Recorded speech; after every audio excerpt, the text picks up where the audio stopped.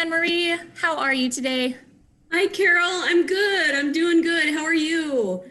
Well, it's a beautiful, if not blustery day. I hope everyone's inside, but good morning and good afternoon to all of you, our YWCA friends.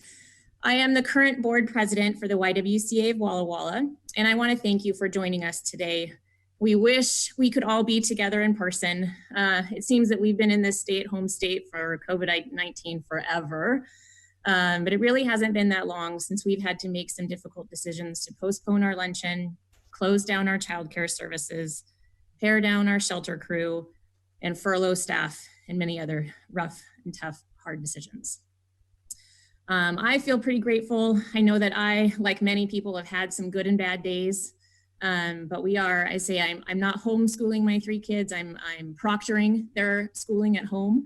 I feel very grateful to all the teachers who are doing good work, that they are mostly independent, but we are sure missing our friends around town. Oh, and I'm really proud to be part of the skeleton crew that's keeping the YWCA open for shelter and emergency services. You know, people come to work every day with a real sense of purpose, and they're just wonderful. And, you know, I don't know what I would do without my after work walks of this beautiful spring weather. Has just been a bonus. You know, we take comfort in knowing that the women who came before us here at the YWCA faced all kinds of challenges with unbelievable strength.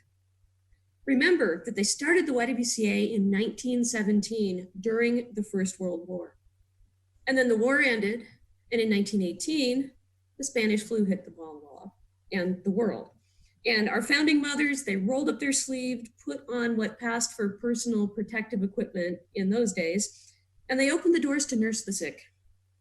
When it was over, they probably took one deep breath, and then they got back to work on their original mission, providing safe, respectable housing for young women. They are definitely our role models for navigating difficult times. So today we want to be here having a good time with you, our dear friends, while we showcase a few of the programs that are critical now and will continue to be critical on the other side of this health crisis. This won't be quite as long as our usual luncheon, but we have built in a few activities that we hope will make it as nearly as fun as the real deal. That box on the right side of your screen is a live chat. We'd love it if you would type in your name in the box so we know that you're here. Tell us what your lunch looks like. You can also participate in a poll that you'll see pop up and type in questions that we'd love to answer towards the end. You can also say hi to your friends, share a picture of you're dressed in your YWCA persimmon, or even that's your sweats and slippers. We hope that you have enough photos at the end where we can put them all together in a photo collage or quilt that we can email out to everybody and to share all the people who are here with us today. At the end of our lunch, we're going to wrap up with a drawing of 3 prizes. You have to be present to win. And if you are local, because one of our prizes, you could be the lucky winner of a YWCA swag bag. Lunch at the YW with Anne-Marie for you and a friend when all of this social distancing thing is a part of the past. Or maybe even a brick of white gold that you please pick up at the YWCA. One other thing, if you have kids, we have a couple of activities from my friend's house and Summer Adventure Club that you can try out now or later. Just click on those links on the screen below. So before we start the program, we want to give a shout out to our sponsors who've been absolutely amazing. Like us, they were looking forward to a big in-person luncheon with yummy food and lots of folks. It's a tradition that we all love. But even though we've had to make major changes this year, our sponsors have reaffirmed their commitment to the YWCA mission. Our premier vision sponsors are some wonderful friends who always want to remain anonymous: Banner Bank, Coffee Communications, and the YWCA Leadership Circle. Thank you all so much. Our empowerment sponsors are Wild Horse Foundation, Whitman College. We sure miss our Whitman interns and Mariposa leaders right now. And our heroes on the front lines, Providence St. Mary's Medical Center. We're also grateful to our business allies, McDonald Zaring Insurance, Northwest Collision, and Tolman's Pharmacy. Another one of those essential services staying open to help us all keep well. Thank you so much, Tallman's, for allowing us to post a sign about our domestic violence services in your shop window. There are so many details that make our luncheon so special, and we couldn't pull it off without these community partners. Thank you, Inland Saxon Printing, for our luncheon materials, Walla Walla Union Bulletin for advertising our luncheon, Seven Hills Winery for hosting our VIP reception, Marcus Whitman Hotel and Conference Center for their amazing luncheon space, where we are pretending right now, and Keith's Custom Photos for capturing the memories of our day. We also want to thank the Eastgate Lions Club for their shelter support, Rich Hintz for his technical support, and a huge thanks to the AV department for creating and managing the technology for today's event. Thanks, guys. I took over my position as president from Denise Shives, who continues to serve as YWCA immediate past president and our champion for donor engagement. She recently had a great conversation with one of our most loyal donors, who shares why he is all in for women in need. During a time like this, he's one of the people who reminds us that getting through rough times is really all about connecting with the people we care about most.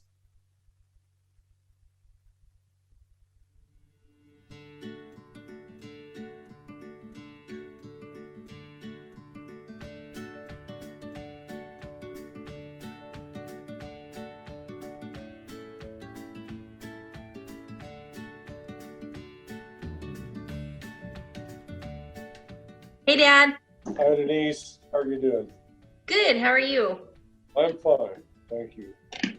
When Anne-Marie asked us to do this, we both agreed without hesitation and kind of forgetting that we haven't had a haircut for quite some time. So an extra big thank you for being willing to be a face for this event today. So thank you. You're welcome. Why did you not hesitate to speak up for the YWCA? Well, I'm happy to, Denise, because it's an easy thing to do when you believe in something. And to me, what the YW stands for is just a wonderful thing in our community.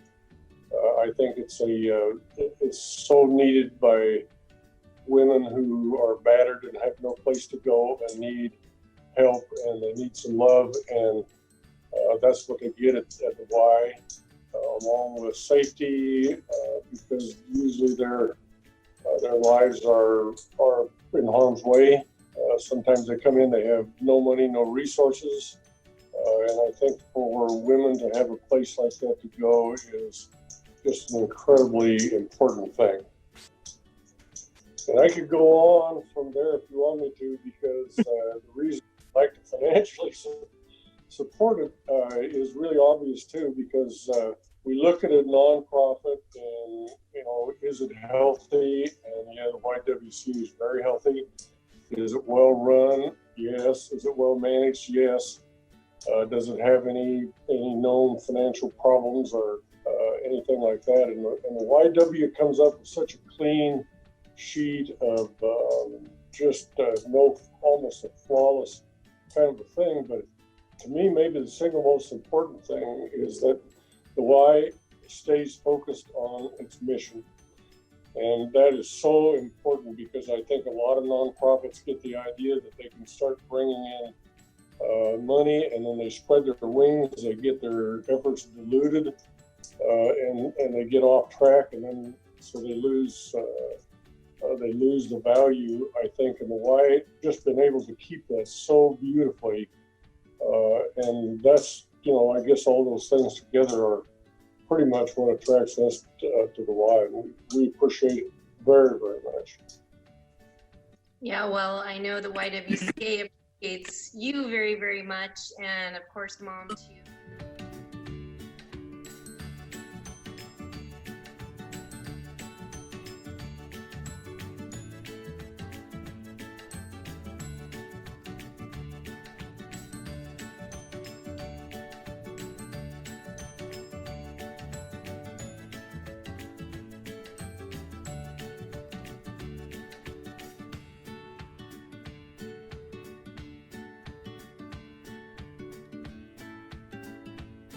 And Denise, if you don't mind, to make one unsolicited comment, really a compliment to the staff and the board, but it's especially a compliment to Anne Marie because she is so professional, and that's probably makes the YW stand out as much as any one single thing. Somebody just told me within the last 2 or 3 days that they think that Anne Marie is the best nonprofit manager in the whole entire community, and she's got a lot of competition. So that was really.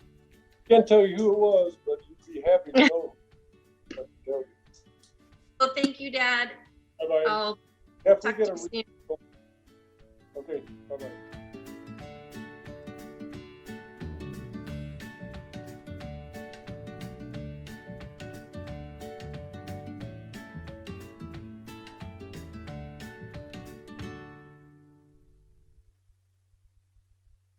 Thank you, Bob and Denise. It's so fun to see your faces, long hair and all.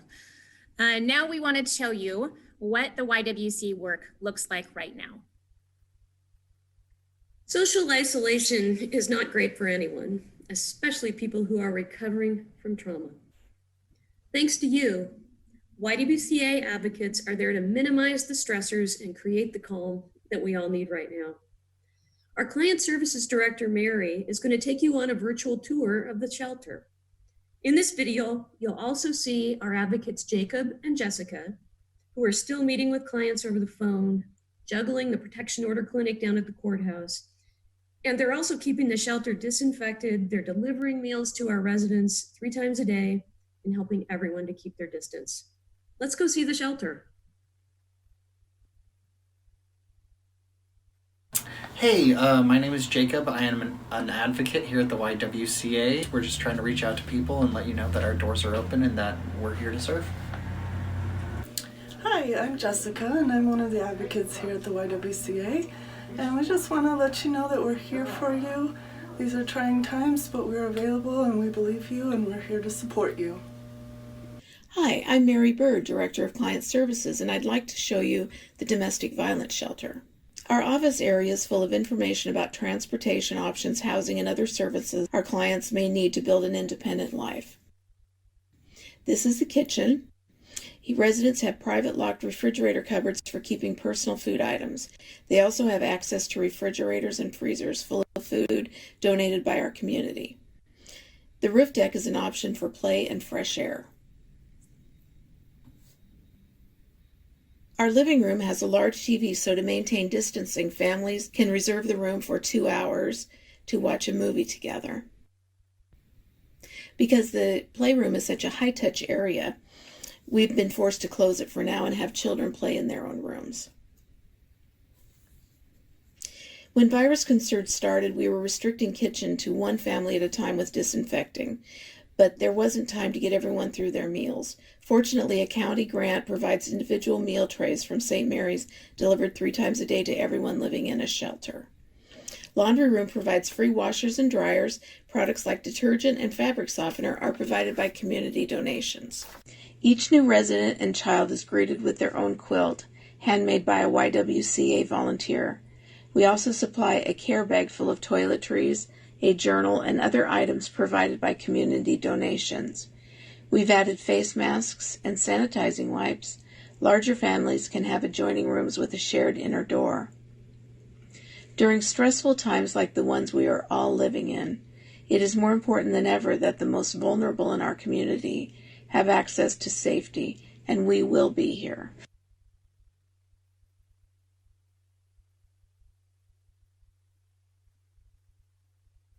What you saw was a picture of today.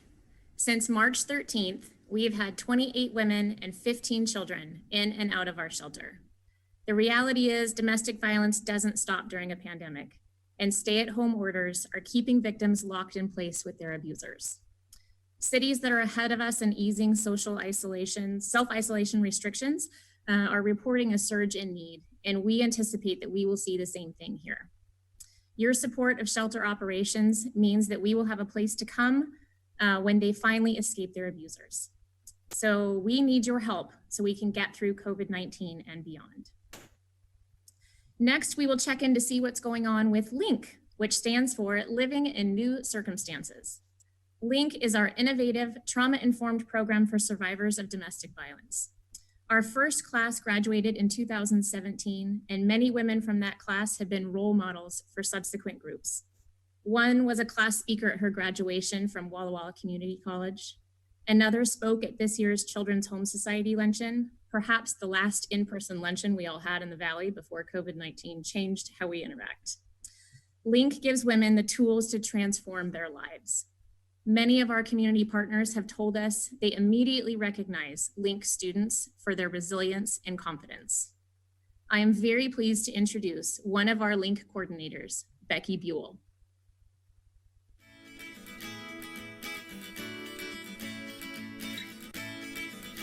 Hi, I'm Beki Buell.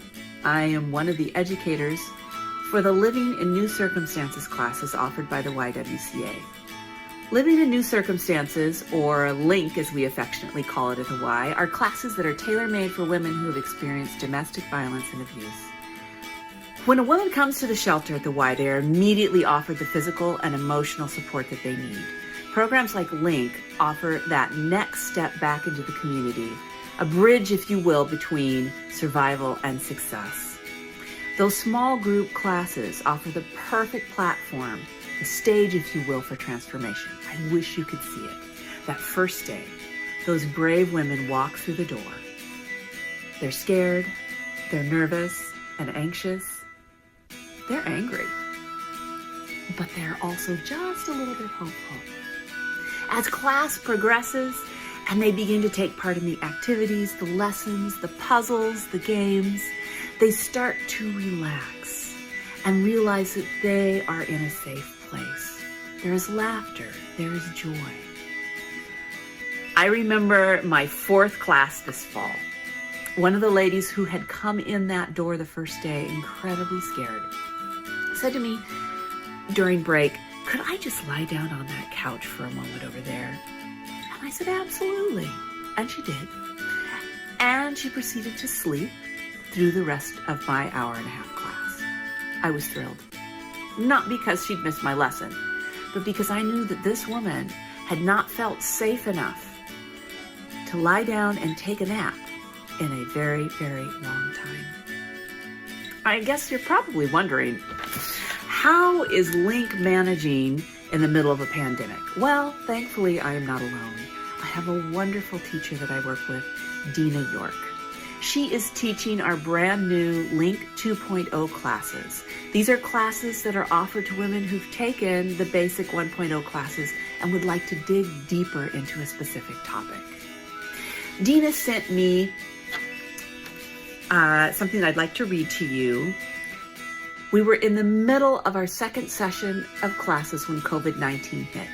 My LiNC 2.0 classes were making real progress when we got the news that gatherings of 10 or more should be canceled.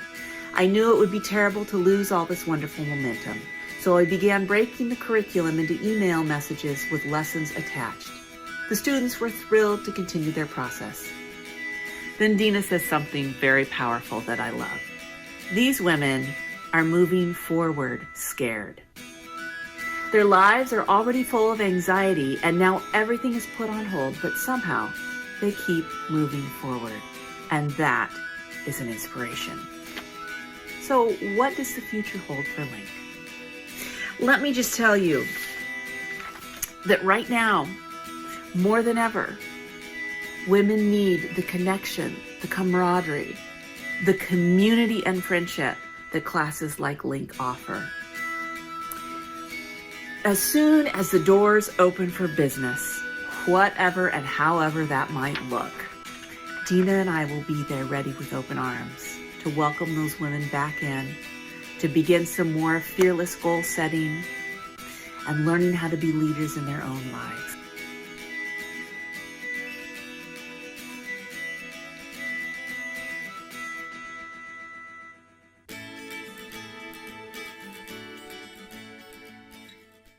As you heard Beki say, one of the strengths of LiNC is the community it builds. As important as that community was before, it's even more critical now. Your support means that women can continue to build community and thrive, not be isolated. We need your help so our current LiNC classes maintain their momentum and confidence. And we need to be ready to welcome more women when we can resume classes. At the luncheon last year, we told you about our dreams to expand the Mariposa program to every elementary school in Walla Walla. Mariposa is a leadership program for 5th grade girls that's all about healthy relationships and building a strong peer group. Mariposa and programs like it have been credited with turning around the high dropout rate and high teen pregnancy rate. And we've definitely seen those things change since we started the program back in 1997. At last year's luncheon, we asked for your help to expand this program's reach. And you responded with a gigantic yes, donating enough money so that we could hire another leader and serve 2 more schools. I want to share with you a recent conversation I had with our Mariposa leaders about their plans for the program and for the next school year. And Leah, the young woman at the top left of the screen, is the one whose position you made possible. I'm so pleased that you get to hear from these amazing young women. Let's listen.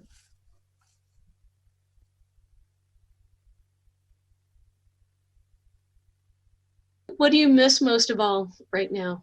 That age group is just so much fun, and I miss just being in person with them and hearing what they have to say and learning a lot from them. And I was so excited for all of the lessons I had planned. Definitely bummed about that, but really grateful for the time that I did have at the beginning of the semester. The girls are so honest. They have no filter, and I think sometimes people need that more. Mm-hmm. Definitely. What do you hope Mariposa is going to look like next year and the year after? Edison cares so much about Mariposa and puts so much effort into it, and I just hope that becomes a standard for all the schools. It would be so amazing to see all of the leadership around the school district coalesce around this program and around supporting all of our students. I think that is definitely a big dream of mine and a doable dream, definitely, because we already have so much support, and it's really amazing to see that. I think also for me, I get really excited when I start thinking about expanding into middle school and then Cocoa and Conversations in high school, and the ethos of Mariposa just becoming this thing that builds on itself. I also just imagine having this cohort of people, of peers that you can rely on going into middle school, and all these people that maybe you didn't go to school with, but you know that they also did Mariposa, and so you can count on them in certain ways. And that, to me, it's that's the hope for actual change around all of these issues, is when it starts becoming institutionalized and accepted in this broad building. This is how it is. This is how we go through elementary and middle school, having these conversations.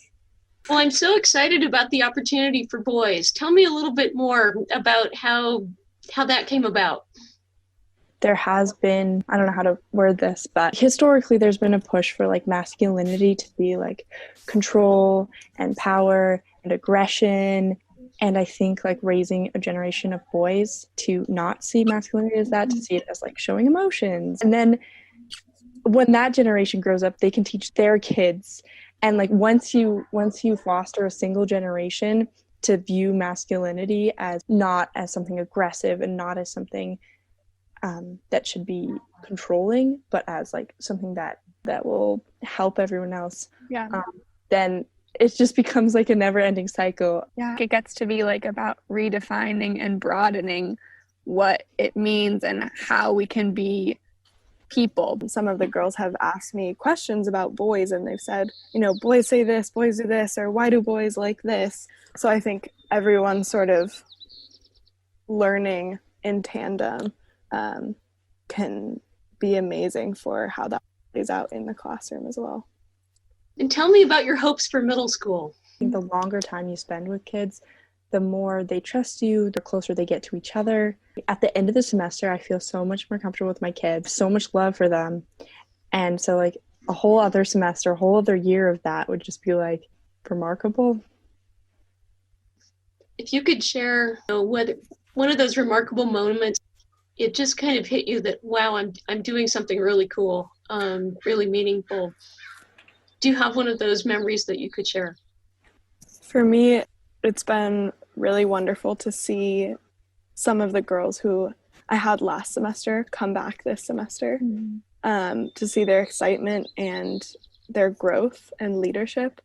And there's this one girl in particular who was not very vocal and didn't show up to some of the meetings. And the intervention specialist had told me that she really wanted to encourage this girl's participation and was really telling her, you know, you should go to Mariposa. It's so awesome. And I've just seen a total shift in her. She's really a leader and she's super present and she's sharing a lot more and always seems really excited to be there. So yeah, focusing on just watching the individual growth and development of each of these girls is really, really amazing. Yeah, they grow a lot in that time. We all do. I remember asking like what sort of space they wanted and hearing almost everyone was talking about how they want it to both be like a like really fun space and like exciting, but they really want to be able to like talk about like serious, important things. These girls are choosing to be in this space for a reason. They're shaping this and making this with me just as much as I am for them. So that was like always really inspiring for me, is just to see the like power and excitement that they have.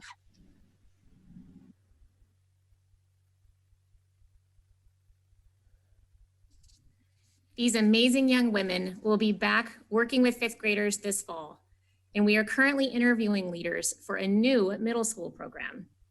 I am thrilled to tell you we are starting a program for boys at 2 elementary schools this fall.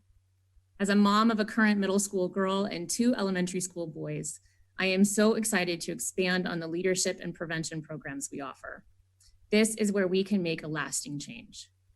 If we can build a generation of young people that understand healthy relationships and mutual respect, our dream of an empty shelter could become reality. You're helping build a culture of respect when you support this program. We need your help so we can be there when we all go back to school. Soon, I hope. We have one more brief message from Bob RUPAR that he wanted to share with you. Let's hear what he has to say now. Hello, my name is Bob RUPAR. I moved my family here 43 years ago and helped in the startup of Nelson Irrigation from where I retired a couple years ago. And basically I'm farming full time and having a lot of fun. And I have a lot of time to think about things like the YWCA. When you get to be around my age, the joy of giving becomes really special, a special part of your life. And I think we all need to learn to give early in our lives and just give as much as you can, but what you're comfortable with. And in these kind of times, to ask people to dig a little bit deeper and to do more, I think is a really correct thing to do, because there has never been a time in my lifetime that I can ever remember when a need has been so great. So feel good and dig deep and help support the YWCA, which I think is exceptionally exceptional.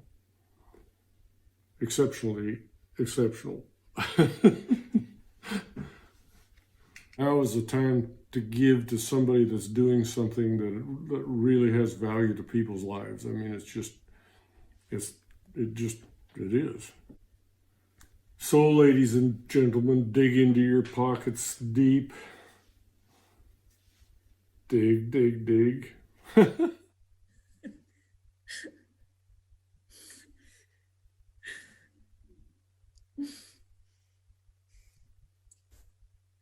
We couldn't ask for a better cheerleader, could we? We love you, Bob. We're so grateful for Bob's words and his support. For the last few weeks, he's been making phone calls on our behalf, sharing our mission and sharing our current challenges in meeting that mission. Bob and all of you have helped make sure that we can be here in the midst of crisis, positioned to address the challenges that are already apparent, as well as those inequities illuminated by the COVID-19 health crisis. We would love it if you would join us in supporting the YWCA mission today. You can give or pledge online by clicking the heart-shaped button in the top right upper corner of your screen. The link will open in a new tab so you can continue to listen to our final few minutes and not miss out on who wins our big prizes. One of the big prizes today is that we all get to hear a short message from Lindsay Wilson, who was all set to be our luncheon speaker today if we could have met in person. I first met Lindsay in 2008 at a Whitman College job fair. From the outset, I was blown away by her understanding of and her passion for the issues that we're working on at the YWCA. I thought she was Whitman College staff member. She had such poise, was so well-spoken, so engaged. I was just amazed to find out that she was a brand new first-year student and that she wanted to be a Mariposa leader. Well, I hired her on the spot and I loved working with her for the next 4 years. After graduation and beyond Whitman and Walla Walla, Lindsay has followed a path that aligns her professional goals with her values and her vision.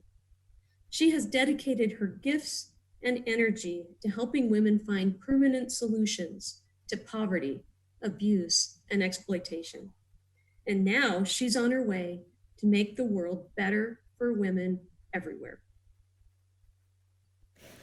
Good afternoon. My name is Lindsay Wilson, and I'm very honored to have been asked to speak at this year's Leadership Luncheon.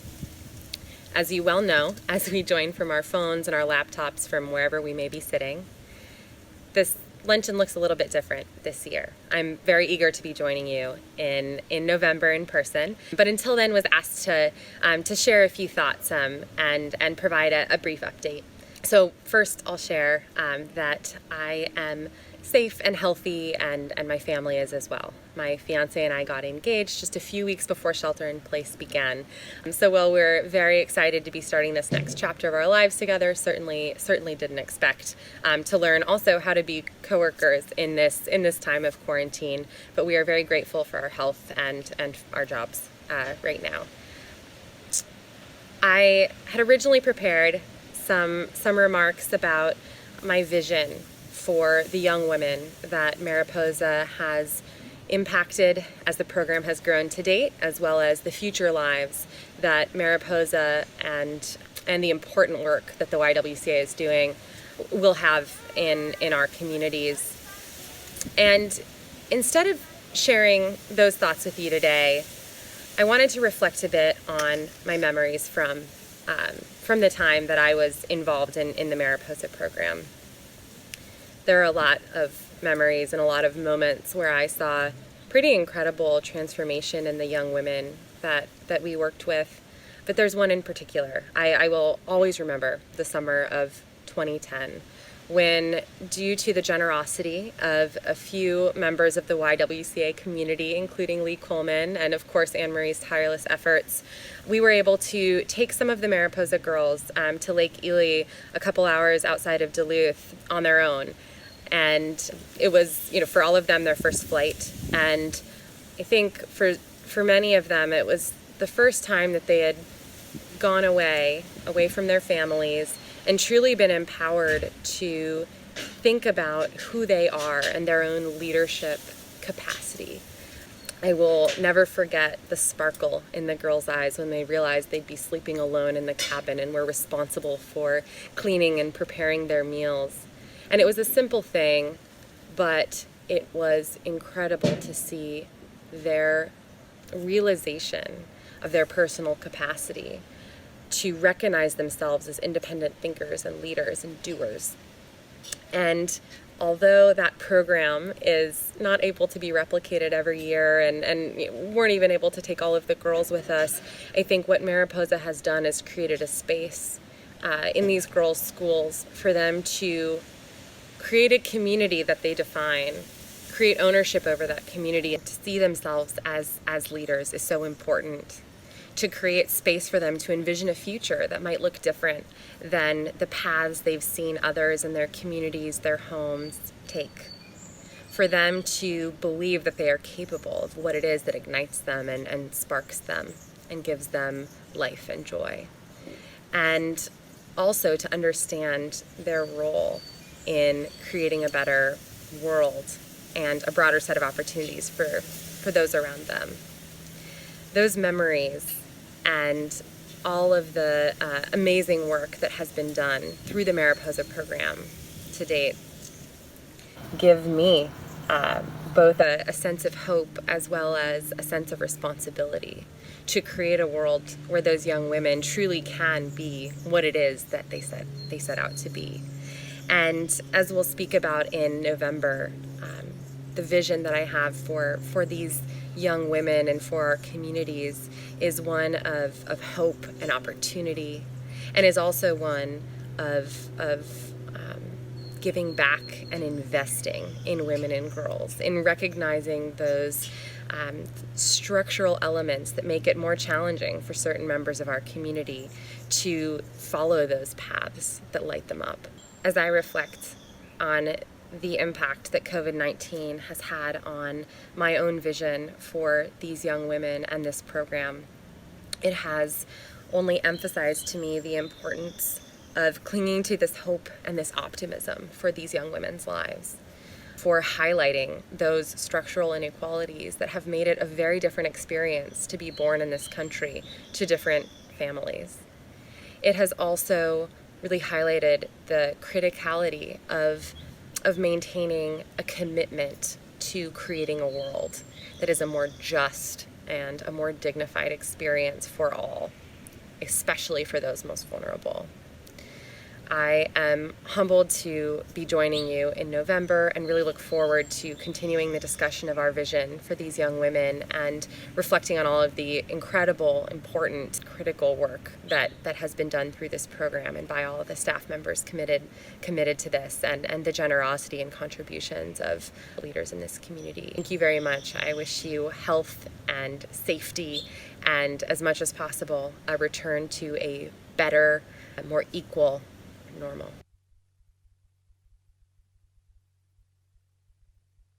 Isn't she amazing?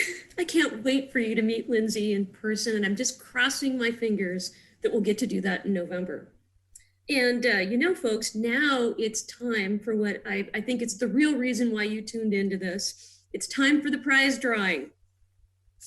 And first up is the winner of the YWCA swag bag. Thank you, Carol. The winner of the YWCA swag bag is Carol Lee, mask maker extraordinaire. Next is the lunch with Anne-Marie when all of this is over and we can all be together again for you and a friend. And the winner is Luann Casper. Hey, okay, that's gonna be fun. Okay, now for the prize that everybody wants. 30 rolls of white gold go to Susie Colombo. Susie, we'll have to meet on the corner and hand this off. I think it'll be a fun photo op too.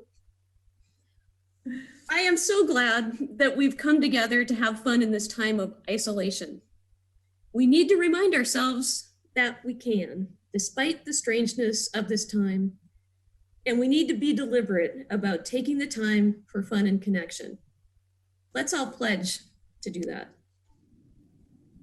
I'd like us to go out with a little exercise. Now, don't worry, you don't have to move. It's an exercise I learned in an accounting class years ago from Frank Lyons. When you're stuck on a problem, stop. Put your pencil down and ask yourself, what do I know to be true? I can't tell you how many times this process has helped me, not just with things like balancing my bank statement, but with weightier things too. And it's an exercise I've been doing just about every day since COVID-19 started. I find that it's really helpful to write down what I know to be true. And here's what I know to be true right now. 3 things. First, I know that domestic violence does not stop for COVID, and neither does goodness. I see this at the YWCA every day. Yes, every day. Second, I believe that some incredible opportunities will come from this crisis. Opportunities that may not come again for generations. I'm talking about the opportunities to lead the conversation about the really hard topics that COVID has laid bare. The kinds of topics that are integral to our mission at the YWCA. I hope and I pray that while we are all struggling to keep things going, that we don't forget that monumental change is happening and we have to be part of it. We must. And finally, even though I have to remind myself about this daily and sometimes even hourly, I know that we're stronger than we think. And together, we are mighty. The YWCA is resilient and running because of you, your commitment, your encouragement, your beautiful notes of support. Beautiful notes of support. They mean the world to me and to all of us here. Thank you for being with us on this journey. Thank you so much. We'll take one more look at our poll on your screen. You still have a time to answer before we finish up. But we hope that we can all be around a table breaking bread together again very soon.